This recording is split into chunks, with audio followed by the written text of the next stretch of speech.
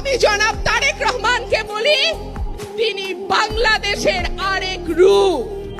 আমি যখন বাংলাদেশের মানচিত্র দেখি আমি জনাব তারেক রহমানকে দেখি।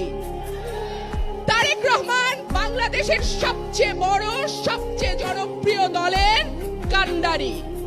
বাংলাদেশে তার কোথাও কোনো ঘর নাই। জানেন এই কথাটা? আরে আমাদের এক বক্তা তো বলে গেলেন ফরিদপুরের কে 2 ইউনিয়নের লিডারও না কর্মী 2000 কোটি টাকা তাদের বাসা খাটলে পাওয়া যায়।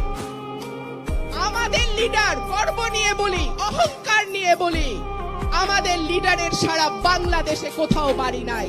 আর সে কারণেই টেকনাফ থেকে তেঁতুলিয়া তারই বাড়ি তারই ঘর।